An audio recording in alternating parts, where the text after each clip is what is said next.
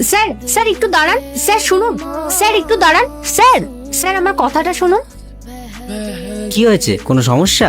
Sir দেখুন, বাচ্চাটা পেছনে পুরো ঘুমিয়ে পড়েছে আর মাথাটা কেমন ঝুলছে। যদি কোনো সময় পড়ে যায় তাহলে বিপদ হতে পারে। এ মা রিতিকা, তুমি ঘুমিয়ে পড়লে কেন? এই নাও একটু জল খাও আর চোখে মুখে জলের ছিটে দাও।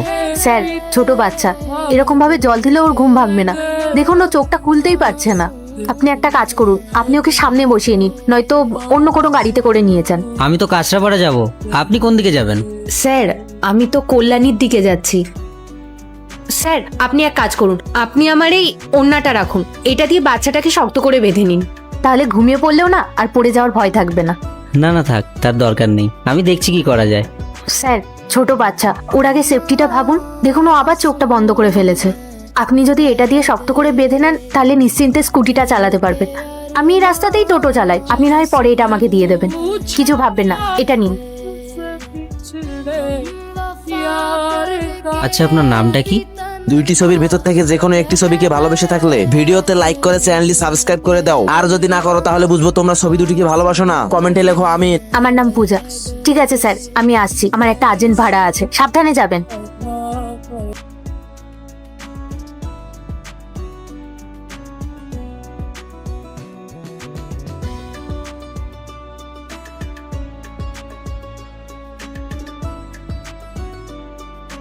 বাবা, আমরা এতক্ষণ ধরে কার অপেক্ষা করছি?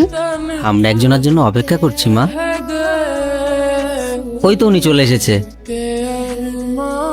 আরে স্যার আপনি এখানে কোথাও যাবেন নাকি? আমি পৌঁছে দেবো। না না, আসলে আমি আপনার জন্যই অপেক্ষা করছিলাম। আপনি বলেছিলেন না যে আপনি রোজ এই রাস্তা দিয়ে টোটো নিয়ে যাতায়াত করেন। আর এই নিন আপনার ওড়নাটা। সেদিন ওই বিপদের দিনে আমাকে সাহায্য করেছিলেন না, তার জন্য অসংখ্য ধন্যবাদ।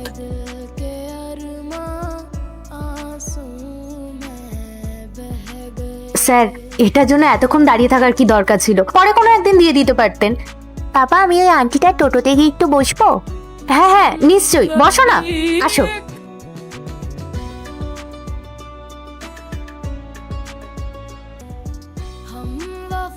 খুব কিউট বাচ্চা তো আপনার। ও মনে হয় ওর মায়ের থেকে আপনার সাথেই সময় কাটাতে বেশি পছন্দ করে। ওর মার সাথে সময় কাটাবেই বা কি করে? এই 5 বছর হলো ওর মায়ের পৃথিবী ছেড়ে চলে গেছে। আসলে আমাদের দ্বিতীয় সন্তান জন্মের সময় ওর মায়ের শরীর খুব অসুস্থ হয়ে গেছিল। সরি স্যার, আসলে আমি না বুঝেই কথাটা বলে ফেলেছি।